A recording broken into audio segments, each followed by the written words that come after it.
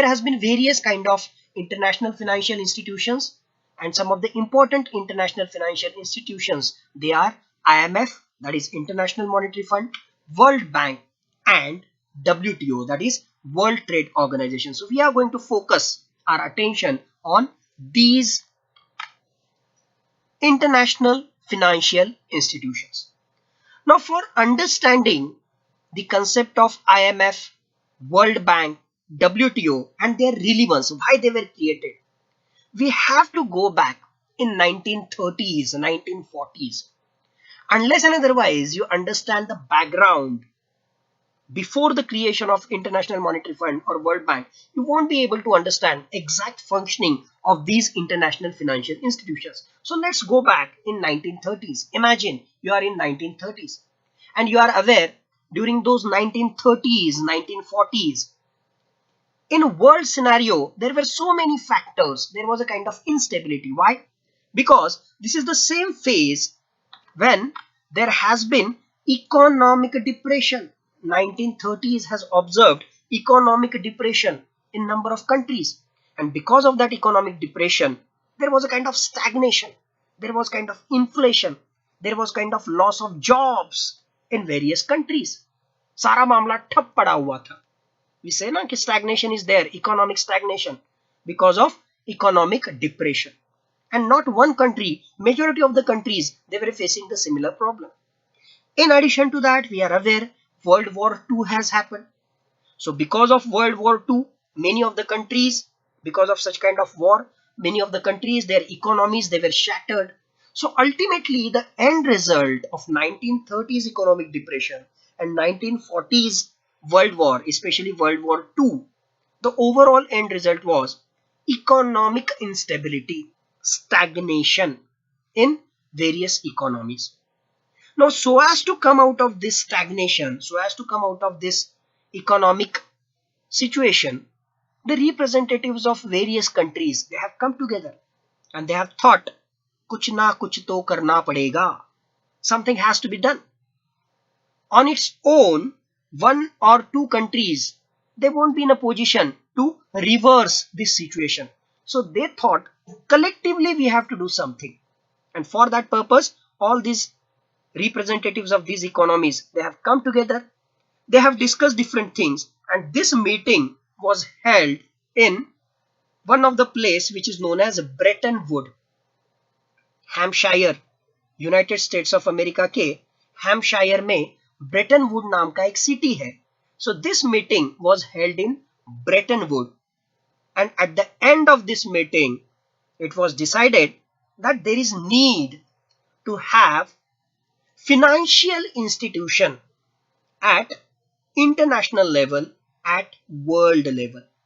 So if you want to reverse this economic situation, there is a need of international financial institution. That need was spoken and there was a kind of consensus on that particular thing.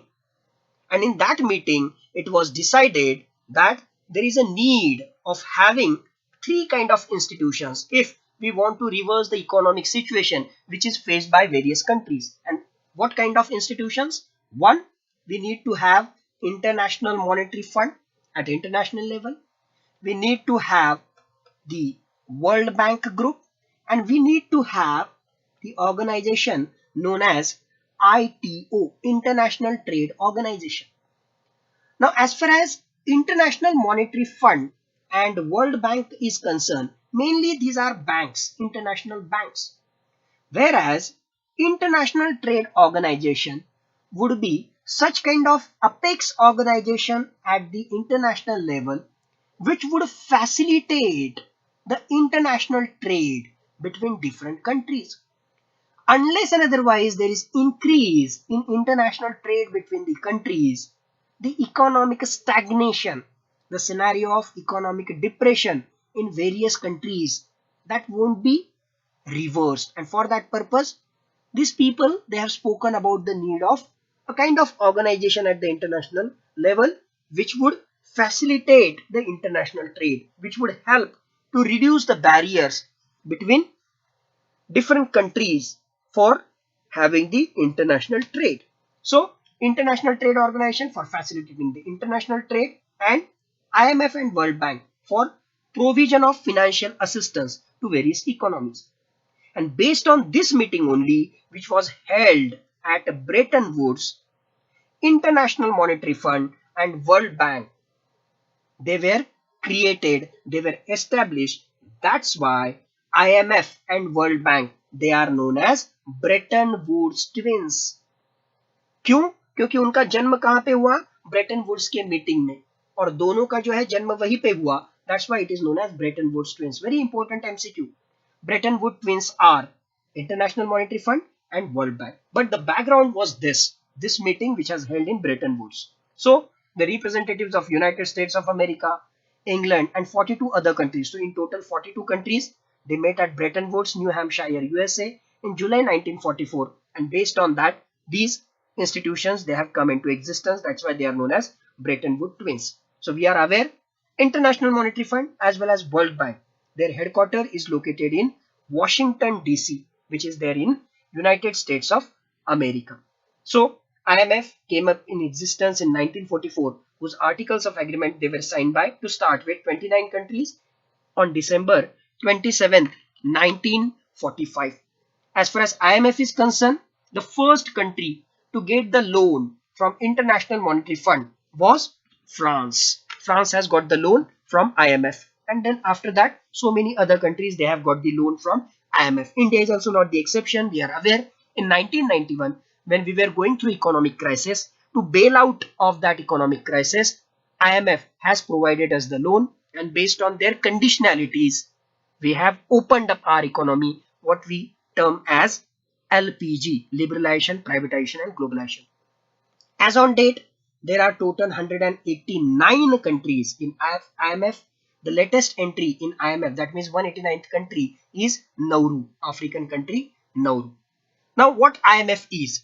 Basically, IMF is an international organization. As we are aware, there are different kind of, you can say, participants, representatives from the different member nations.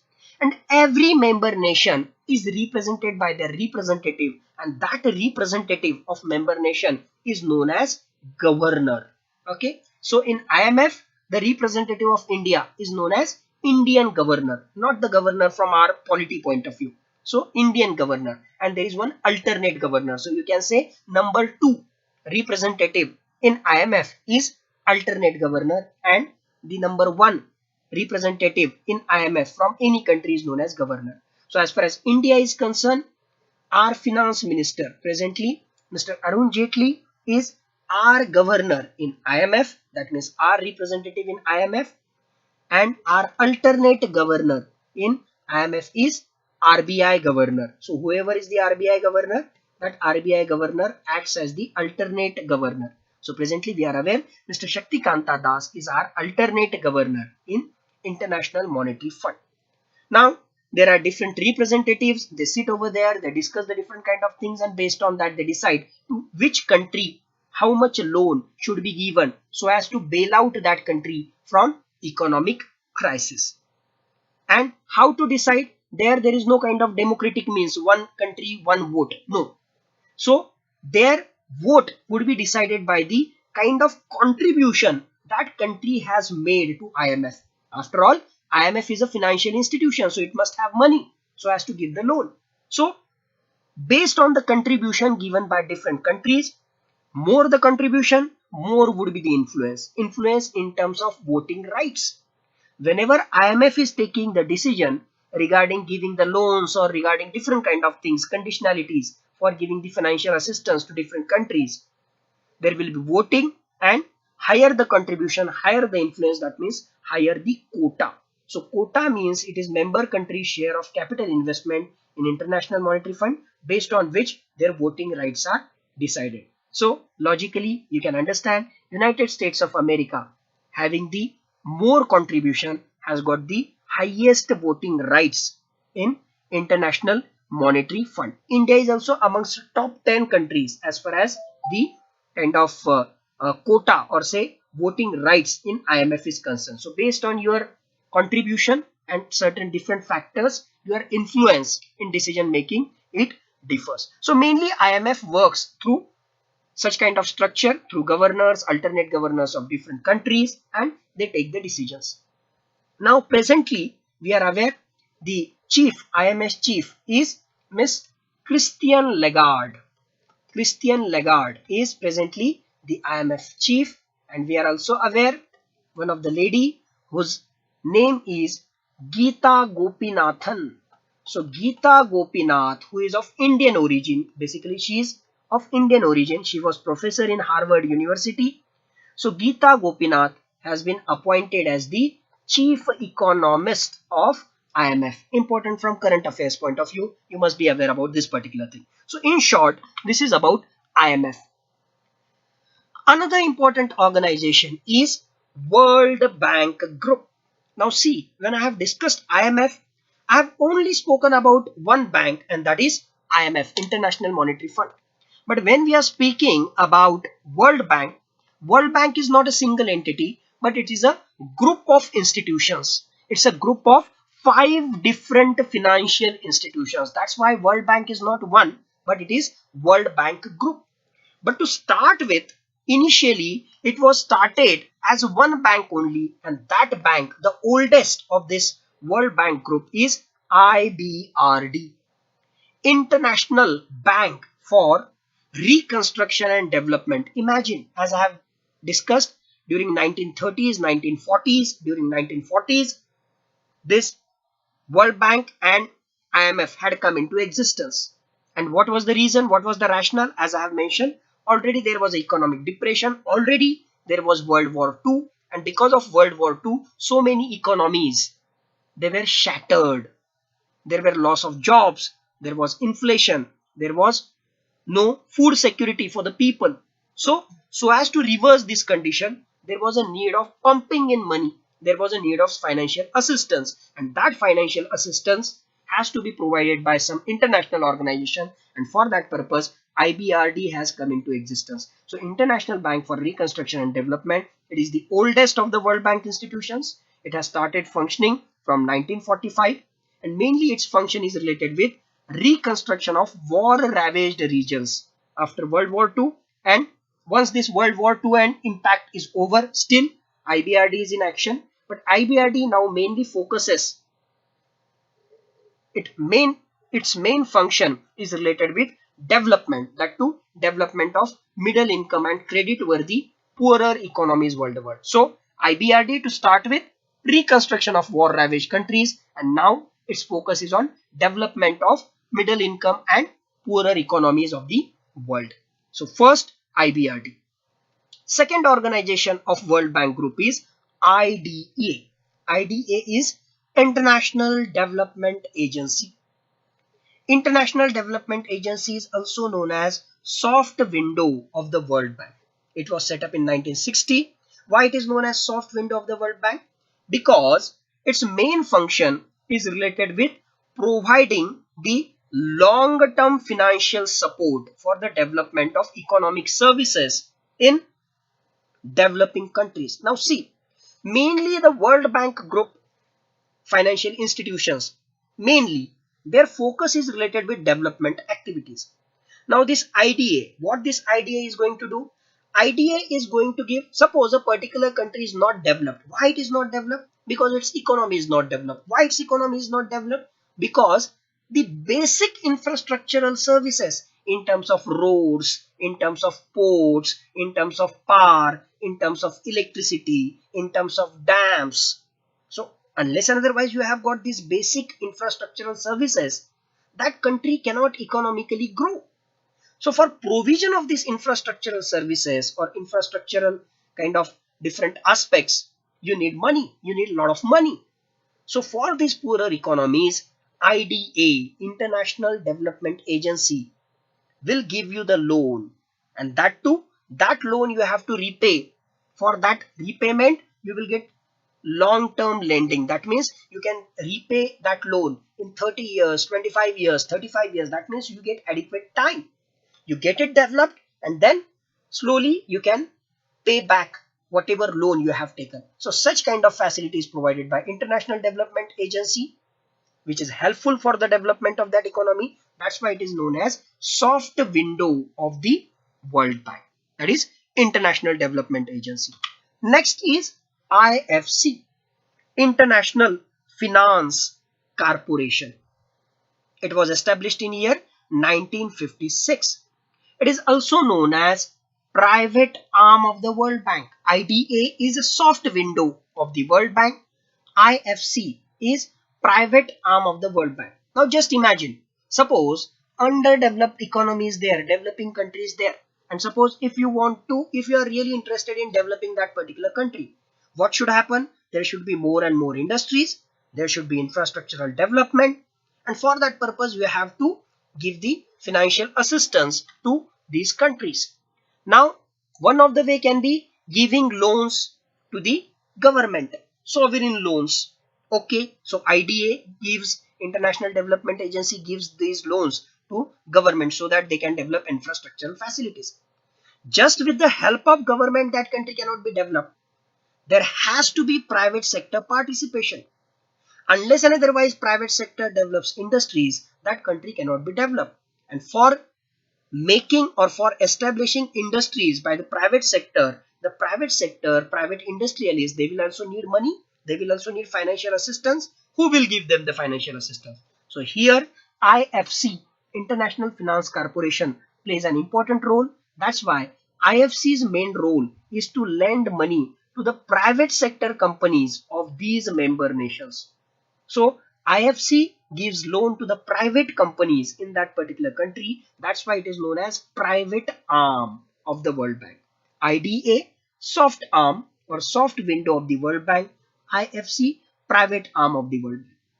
Fourth institute in this World Bank group is MIGA, M-I-G-A, which was established in 1988. MIGA is also known as Multilateral Investment Guarantee Agency, MIGA. Now again imagine, a particular country is there, that particular country has to be developed. So World Bank is trying its level best, it is giving loans to the government is trying its level best, IFC is trying to give the loans to some of the private companies. Now unless and otherwise there is FDI, unless and otherwise foreign investors pour in money, pump in money into those economies, these economies cannot be developed. So role of foreign investment in development of any country is very, very essential. But what will happen if these countries are poor, if these countries are underdeveloped? There might be certain reasons because of which they are underdeveloped. Take the example of African countries. So in these African countries, not only they are poor, but also there are certain social issues. You are aware there are certain insurgent groups in those countries. Take the example of Sudan. Now there are so many small groups, and these small groups, they always fight with each other. There are always violent activities which are going on in those countries. And because of these violent activities, there might be loss of the industries. Suppose for example, suppose somebody from foreign, suppose any foreign agency, any foreign company wants to do the foreign direct investment in Sudan. Suppose it is pouring in a lot of money, suppose 500 crore worth money it is pouring in, and based on that it is constructing a building, it is bringing latest technology over there, new equipments it is bringing. And suddenly on one fine day, suppose there is a kind of riot, and in that riot these people, they have kind of damaged that particular building. Now this gentleman, the foreign direct investment has been lost. So certainly that private industrialist would think कि यार इसमें जो है invest करना, there is a lot of risk in that, और उसकी वजह से वो वहां पे investment ही नहीं करेगा. So what MIGA will do? MIGA will encourage the foreign investors to invest in such kind of developing economies, and it will say that because of such kind of risk, that means non-commercial risk, that is political risk, if there is change of government and suddenly they make extremely harsh decisions related with such kind of foreign investors, or like for example, suppose there is a kind of war or there is a kind of civil riots, civil disturbances in those countries, and because of that there is a damage to this foreign direct investment. So in such kind of scenario, this multilateral investment guarantee agency says to these investors, don't worry, I will provide you the investment, I will insurance, I will provide you the guarantee that if such kind of thing happens, that risk would be compensated you will be given the insurance. So giving insurance against such kind of risk in developing economies or underdeveloped economies is the main job of MIGA, multilateral investment guarantee. In the name itself, there is a guarantee for the investors, investment guarantee agency. Okay. And the last component of World Bank Group is ICSID, which was developed in year 1966. ICSID is International Center for Settlement of Investment Disputes. So basically it's a dispute resolution center. Now, in the liberalized, privatized, globalized world, suppose in such kind of developing economy, underdeveloped economy, the industrialists from developed world, they will invest over there. And if suppose a particular country is there, a particular government is there, it is in favorable of such kind of FDI. And suppose after 10 years, the other government comes and that other government has got exactly 180-degree opposite policies. Suppose it doesn't favor the foreign direct investment in their country and they make the kind of rules and regulations very harsh. Correct? And they say whatever has happened with previous government, I don't know. Now we want to go with these rules. So in such kind of scenario, it would be greatly detrimental for these foreign investors. तो ऐसे situation में जब इस तरह का dispute निर्माण हो जाता है private agencies specially foreign private agencies और that incumbent government in that particular country, तो गवर्नमेंट और प्राइवेट एजेंसीज में इस तरह का कुछ वाद विवाद निर्माण होगा तो उसका निपटारा करने के लिए, उसका सोल्यूशन करने के लिए there is one international agency which is known as International Centre for Settlement of Investment Disputes. But one of the most important condition, ये जो डिस्प्यूट्स है इसका जो रिजोल्यूशन दिया जाएगा आईसीएसआईडी में, that is binding on that particular country, on that particular company, provided that country is the member nation of ICSID. यानी ICSID के रूल्स एंड रेगुलेशन सब पे ही लागू होंगे ऐसे नहीं. Only those countries which are the member of ICSID, उनके ऊपर ही ये जो है रूल्स रेगुलेशंस लागू होंगे. Why it is important? Because that has happened with India. Luckily, India is not the member of ICSID. There was an Enron project, there was Enron company which has come into Maharashtra, something related with power project. There was certain disputes. So Maharashtra government, मान लो Indian government and the Enron, there was a kind of dispute. Enron had gone to ICSID, but India has taken a stance that we are not the part of ICSID. So that's why whatever decision is given, that won't be binding on India. So finally Enron has gone back from India, and whatever decision, that decision had not come, but if adverse decision would have been given by ICSID, that would have been applicable against India if India would have been the part of ICSID. So India is not its member and that's why it is not applicable for India. So mainly in World Bank Group, these are the 5 institutions: ICSID, Multilateral Investment Guarantee Agency, International Finance Corporation, International Development Agency, and International Bank for Reconstruction and Development. And World Bank mainly focuses on various kind of developmental activities in developing and underdeveloped economies. India is the largest loanee from International Development Agency because it gives loans mainly from the infrastructural activities, developmental activities, and IBRD, International Bank for Reconstruction and Development. So related with development of infrastructure, India has taken a lot of loans from World Bank, and because of that, India is on the path of becoming from developing economy to the developed economy. Now, in general, we have seen about International Monetary Fund and World Bank Group.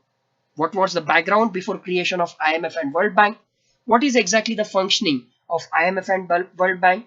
And what is the structure? We are also aware, as far as World Bank is concerned, presently David Malpass from America has been appointed as the chief of World Bank.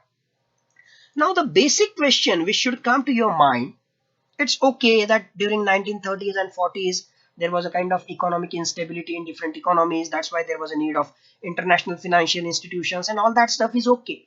But the basic question which comes in our mind, why there is a need of 2 different banks? At international level, if you want to have the bank, you could have either IMF or World Bank. Why there was a need of 2 banks? And now here comes the differences between IMF and World Bank. First and foremost thing, we are aware IMF is only one, whereas World Bank it's a group of 5 institutions. Second thing, what is the main role of IMF? The main role of IMF is the bailer, giving the bail. In other way, different countries which are there in economic crisis. If you are in economic crisis, whether you are a developed country, developing country, underdeveloped country, if you are in an economic crisis, if you are in a BOP crisis, now ultimately your economy is going to crash. Take the best example of India, 1991, hardly 15 days worth foreign exchange reserve is available with you, and after that what will happen you don't know, you will become a defaulter. So in such kind of scenario, this IMF, International Monetary Fund, helps such kind of countries which are in economic crisis, and they give the loan. India has also got the loan in 1991. Present example, you are aware, Pakistan is going through the worst situation as far as economy is concerned, and they have asked for 1200 crore loan from IMF, and out of that 1200 crore loan, 300 crore is required by the Pakistan to pay the interest of the loan which it has taken from various international institutions. So mainly IMF acts as a bailer to various economies, various countries in case of economic crisis. Whereas when we have discussed about World Bank, the main function of World Bank is related with developmental activities. It is mainly related with development of infrastructure. It is mainly associated with removal or eradication of poverty from that particular country. So main focus of World Bank financial assistance is development, whereas the main focus of IMF is related with bailer to different economies which are in economic crisis, and for that purpose only IMF gives hard loans, whereas World Bank gives soft loans. So hard loans means what? As the name suggests, hard loans means such kind of loans which has been given by IMF to the countries where you have to repay the money, you have to repay the loan, the country has to repay the loan in lesser period. So you have got lesser period for repayment, hardly within 3 years, 4 years you have to repay the loan. And secondly, the interest rate on that loan is very high because that particular organization, IMF, is helping you when you are in crisis.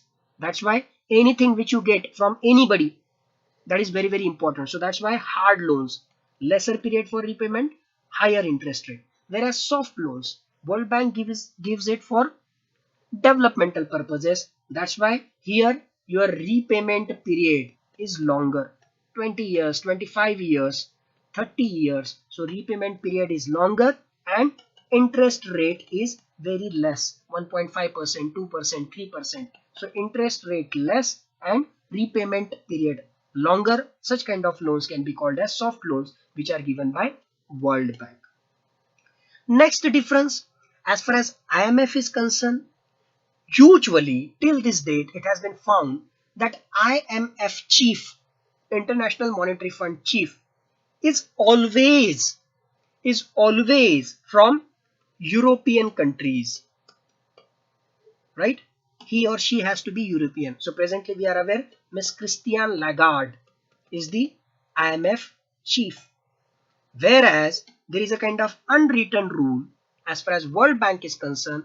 Always a World Bank chief has to be from United States of America, and presently David Malpass from America has been appointed as World Bank chief.